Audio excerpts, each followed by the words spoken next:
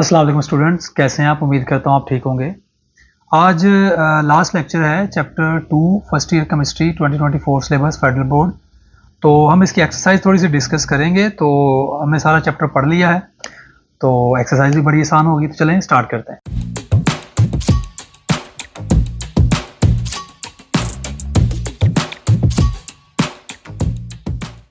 तो सबसे पहले एक्सरसाइज है, क्वेश्चन नंबर 1 है चूज द करेक्ट आंसर। तो यहाँ पे अगर आप फोकस करें तो जब हमने करेक्ट आंसर चूज करना है तो बहुत इजी है, बड़ी आसान चीज है, कोई भी इसमें मसला नहीं है। What does the electron configuration 1s2 2s2 2p6। तो 2p6 का मतलब क्या होता है? पहले शेल में इसके पास 2 इलेक्ट्रॉन आ गए हैं, ठीक है, और दूसरे शेल में इसके पास 8 इलेक्ट्रॉन्स आ गए हैं। मतलब दूसरा शेल फाइनल शेल है और बैलेंस शेल में 8 इलेक्ट्रॉन्स कंप्लीट हैं और टोटल 10 इलेक्ट्रॉन्स हैं। तो इसका मतलब ये है, ये आपके पास नियोन है, ठीक है। यहाँ पे हम इस पे नियोन पे जो है वो टिक कर देते हैं, क्योंकि नियोन में 10 इलेक्ट्रॉन्स होते हैं। उसके बाद which sub shell can hold a maximum of 10 electrons. S में मैक्सिमम 2 आ सकते हैं, पी में मैक्सिमम 6 आ सकते हैं, डी में मैक्सिमम 10 आ सकते हैं और एफ में मैक्सिमम 14 आ सकते हैं। तो ये जो हमारे पास है, इसका आंसर जो है वो डी है। उसके बाद अगर हम आगे मूव करते हैं, आगे आपके पास आता है how many unpaired electrons are there in the electronic configuration of 3d5। अब 3d में मैक्सिमम 10 इलेक्ट्रॉन्स हो सकते हैं और जो d ऑर्बिटल है उसके 5 ओरिएंटेशंस होती हैं, dxy, dyz, dzx, dx2, y2, dz2। तो अकॉर्डिंग टू हर्ट्ज रूल अगर d में 5 इलेक्ट्रॉन्स हैं तो वो सारे के सारे 1 1 एक ऑर्बिटल्स में होंगे। तो d में टोटल d 5 हैं, तो 5 ही इसके अंदर इलेक्ट्रॉन्स होंगे, अनपेड इलेक्ट्रॉन। तो ये इसका आंसर बन जाता है। उसके बाद ये सारी चीजें हमने ऑलरेडी डिस्कस की हुई है, तो इसलिए मैं बस इनके आंसर्स एक्सप्लेन कर रहा हूँ। अगर आपको कोई प्रॉब्लम होगा तो आप मुझसे डिस्कस कर सकते हैं। Which element has the electronic configuration 1s2 2s2 2p6 3s2 3p6 4s2 3d8। अब ये टोटल इलेक्ट्रॉन्स ऑलमोस्ट कितने बन जाते हैं? ये आपके पास बनते हैं 1 2 3 4 10 11 12 13 14 15 16 17 18 और 2 20 28। तो 28 इलेक्ट्रॉन्स जो हैं वो नियोन में होते हैं, तो ये निकल में, तो इसका आंसर निकल होगा, ठीक है। उसके बाद what is the electronic configuration of chlorine. अब क्लोरीन की जो है वो 3p7 होती है, 3p7 होती है, लेकिन यहाँ पे हमारे पास अगर देखा जाए तो what is the electronic configuration of chlorine. इसमें अगर आप फोकस करें तो क्लोरीन के अंदर टोटल जो है वो इलेक्ट्रॉन्स कितने होते हैं? 1s2 2s2 2p6 3s2 3p5। अब यहाँ पे है Cl नेगेटिव, तो इसका मतलब है 3p कंप्लीटली फिल्ड हो जाएगा, 3p6 हो जाएगा। तो इसका आंसर ये अल्फा है, क्योंकि नेगेटिव चार्ज है ना, तो नेगेटिव चार्ज का मतलब है एक इलेक्ट्रॉन ऐड हुआ है, एनाइन है ये। Magnesium has how many isotopes. Magnesium के भी आपको लास्टली मैंने लेक्चर में अपलोड किया था स्पेक्ट्रम, इसके 2 आइसोटोप्स होते हैं। उसके बाद what is the basis on which molecular ions are separated in mass spectrometry. तो मास स्पेक्ट्रोमेट्री में आयंस जब आते हैं पीछे से तो उन आयंस को जो है वो सेपरेशन के मास की बेस पे की जाती है। तो मास के बेस पे जब उनको किया जाता है सेपरेट, तो मैग्नेटिक फील्ड होता है जो उनको सेपरेट करता है। तो इसका आंसर आप लिखेंगे मैग्नेटिक फील्ड, क्योंकि मैग्नेटिक फील्ड ही आयंस को सेपरेट करने में हेल्पफुल होता है। विच ऑर्बिटल इज सॉसेज शेप्ड। तो ये आपको पता है पी जो है डंबल लाइक शेप होती है, तो डंबल शेप को ही सॉसेज शेप कहा जाता है। उसके बाद electrons tend to reside separately in the degenerate orbitals, this is called. हमारे पास डीजेनरेट ऑर्बिटल्स के बारे में जो रूल्स आया था वो हर्ट्ज रूल था, और ये मैंने आपसे लेक्चर्स में डिस्कस किया हुआ, ये भी आप वीडियो पे देख सकते हैं। हर्ट्ज रूल ये कहता है कि जब आपके पास डीजेनरेट ऑर्बिटल्स हैं तो उनकी एनर्जी सेम होती है। तो उन सेम एनर्जी ऑर्बिटल्स में इलेक्ट्रॉन पहले 1 आता है सेपरेटली, जब सारे सिंगल इलेक्ट्रॉन आ जाते हैं हर एक ऑर्बिटल में, डीजेनरेट ऑर्बिटल में, फिर उनकी पेयरिंग स्टार्ट होती है। तो डीजेनरेट ऑर्बिटल्स के बारे में हर्ट्ज रूल हमें बताता है।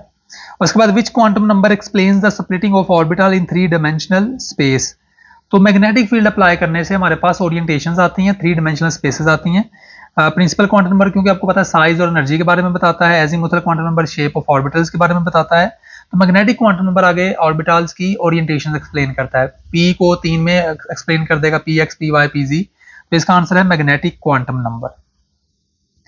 ये तो हमारा एमसीक्यू वाला पोर्शन हो गया। अगर हम आगे मूव करते हैं तो आगे आता है give short answers. What is the importance of Bohr's atomic model in modern atomic structure. कि बोहर का जो एटॉमिक मॉडल है ये मॉडर्न एटॉमिक स्ट्रक्चर के अंदर क्या हमें देता है, क्या इंपॉर्टेंस इसकी है। तो भाई इसमें आप बता देंगे कि बोहर का एटॉमिक मॉडल वो था जिसने हमें शेल्स का कॉन्सेप्ट दिया था, काफी इंपॉर्टेंट है। एनर्जी लेवल्स का कॉन्सेप्ट दिया था, उनकी एनर्जी फिक्स है, क्वांटाइज्ड एनर्जी के बारे में इसने बताया था, और इसने हाइड्रोजन के स्पेक्ट्रम के बारे में भी डिस्कशन किया था। तो ये सारा जो क्रेडिट है ये बोहर एटॉमिक मॉडल को जाता है। और इसके बाद what explain the charge and mass of fundamental सब एटॉमिक पार्टिकल्स। तो ये आपको मिल जाएगा मेरे लेक्चर में। फंडामेंटल एटॉमिक पार्टिकल्स जो हैं, सब एटॉमिक पार्टिकल्स, वो आपके पास इलेक्ट्रॉन है, उसका चार्ज बताना है कितना है, -1.6 × 10⁻⁻19 कूलम्स। और न्यूट्रॉन पे कोई चार्ज नहीं होता, प्रोटॉन पे भी प्लस में यही वैल्यू होती है। और साथ आपने ये बता देना मैसेज कितने हैं, ये भी आपको डेटा मिल जाएगा। 9.1 × 10⁻31 kg ये है इलेक्ट्रॉन का, 1.6 × 10⁻27 kg ये है प्रोटॉन का, और इतना ही ऑलमोस्ट न्यूट्रॉन का होता है। और इसके बाद explain the periodic trend of atomic radius with justification. तो ये भी आपको लेक्चर मिल जाएगा, मेरा प्रीवियस लेक्चर है जिसमें मैंने एटॉमिक प्रॉपर्टीज को डिस्कस किया है कि एटॉमिक रेडियस जो है वो लेफ्ट टू राइट जो है पीरियड्स के अंदर क्या होता है। लेफ्ट टू राइट अगर हम जाते हैं तो एटॉमिक रेडियस डिक्रीज करता है because effective nuclear charge increase करता है, जिसकी वजह से जो है वो न्यूक्लियस इलेक्ट्रॉन को ज्यादा पावर से खींचता है, साइज रिड्यूस होता है। अगर हम टॉप टू बॉटम मूव करते हैं तो नंबर ऑफ शेल्स बढ़ते हैं, जैसे जैसे नंबर ऑफ शेल्स बढ़ते जाते हैं वैसे वैसे एटॉमिक रेडियस बढ़ता है। उसके बाद फोर्थ क्वेश्चन है how does shielding effect change the radius of an atom in group from top to bottom. तो शील्डिंग इफेक्ट आपको पता है क्या होता है कि इनर शेल के जो इलेक्ट्रॉन्स हैं वो वैलेंस शेल के इलेक्ट्रॉन्स को रिपेल करते हैं ताकि वो न्यूक्लियस की तरफ अट्रैक्ट ना हो, जिसकी वजह से एटम का साइज बढ़ता है। और जब एटम का साइज बढ़ता है डेफिनेटली, तो इसने कहा ग्रुप में बताएं टॉप टू बॉटम, तो ऊपर से नीचे की तरफ जाते हुए क्योंकि शेल्स बढ़ते हैं, ग्रुप नंबर चेंज होता है ना जब हम ऊपर से नीचे की तरफ आते हैं 1 2 3, तो जब ग्रुप नंबर चेंज होता है, पीरियड नंबर चेंज होता है, तो पीरियड नंबर चेंज होने से नंबर ऑफ शेल्स ऐड होते हैं। जैसे जैसे नंबर ऑफ शेल्स ऐड होते जाएंगे तो वैसे वैसे शील्डिंग इफेक्ट बढ़ता जाएगा और एटम का साइज जो है वो इंक्रीज होता जाएगा। उसके बाद अगर हम आगे मूव करते हैं, why is the cation always smaller than the parent atom and A9 is bigger than the parent atom.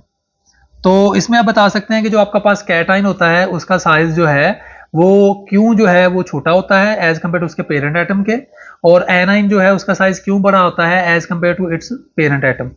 तो ये कुछ चीजें हैं जो कि हम इंशाल्लाह अज़ान के बाद डिस्कस करेंगे।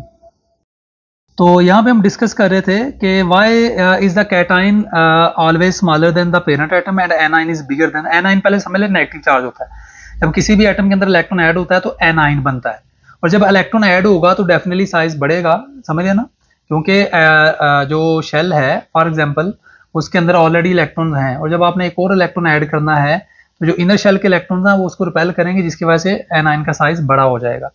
इस तरह जो कैटाइन होता है, कैटाइन में क्या होता है कि जब हम इलेक्ट्रॉन निकालते हैं तो एटम के ऊपर आ जाता है पॉजिटिव चार्ज, मतलब न्यूक्लियर चार्ज बढ़ जाता है। तो न्यूक्लियर चार्ज जब ज्यादा होगा तो वो बकिया इलेक्ट्रॉन्स को ज्यादा पावर से खींचेगा, जिसकी वजह से साइज जो है वो कैटाइन का पॉजिटिवली चार्ज आयन जो होता है वो छोटा हो जाता है। उसके बाद एक्सप्लेन आ जाएगा इसमें how different spectral series originate in hydrogen spectrum. तो हाइड्रोजन स्पेक्ट्रम के अंदर जो है वो आपको पता है लाइमन सीरीज, बामर सीरीज और passion series, P fund series, और ये सीरीज कुछ आती हैं। तो इसने उसका ओरिजिन पूछा हुआ है। तो हमारे पास जो लाइमन सीरीज है वो अल्ट्रावायलेट रीजन में आती है, बामर सीरीज जो है वो विजिबल रीजन में आती है, और फिर आगे वाली जो 3 सीरीज हैं वो आपके पास आईआर रीजन में आती हैं। उसके बाद explain magnetic quantum number in detail, why do S orbital have only one value of magnetic quantum number. Magnetic quantum number क्या होता है कि जब हम मैग्नेटिक फील्ड अप्लाई करते हैं एटम के ऊपर, तो उसमें जो एटम का सर्कल होता है जिसमें इलेक्ट्रॉन मूव कर रहे होते हैं वो मजीद स्पेक्ट्रल लाइन शो करते हैं, मतलब मजीद ओरिएंटेशन में मूव। फॉर एग्जांपल डी जो है, पी जो ऑर्बिटल है उसमें इलेक्ट्रॉन मूव कर रहा है सॉसेज शेप में, डंबल लाइक शेप में, लेकिन जैसे ही आप जो है वो मैग्नेटिक फील्ड अप्लाई करेंगे तो उसकी ओरिएंटेशन चेंज हो जाएगी। 3 ओरिएंटेशन सॉरी 3 ओरिएंटेशन उसमें आएंगी, तो एक्स के अलोंग भी आएगी, वाई के अलोंग भी आएगी। तो मैग्नेटिक फील्ड अप्लाई करने से इस तरह आपके पास ओरिएंटेशंस आती हैं। तो ये मैग्नेटिक क्वांटम नंबर के ऊपर भी लेक्चर मेरा पड़ा हुआ है, वो आप डिटेल से देख सकते हैं। और एस ऑर्बिटल जो है इसकी मैग्नेटिक क्वांटम नंबर की वैल्यू हमेशा जो है वो 1 क्यों आती है, एस की ओरिएंटेशंस क्यों नहीं आती। तो भाई आपने पढ़ा है जैसे कि हमारे पास जो एस ऑर्बिटल है इसको अगर हम रूल्स के अकॉर्डिंग देखें, क्वांटम नंबर्स के अकॉर्डिंग देखें, तो एस की वैल्यू एल के लिए 0 होती है, और जब एल की वैल्यू 0 है तो एम की वैल्यू भी प्लस माइनस 0 हो सकती है। तो प्लस माइनस 0 का मतलब भी है 0। इसलिए जब L की वैल्यू 0 है तो मैग्नेटिक क्वांटम नंबर में ओरिएंटेशन भी 1 ही आती है, जिसको हम 0 से डिनोट करते हैं। तो ये आप इसमें कॉन्सेप्ट जो है वो ऐड कर सकते हैं।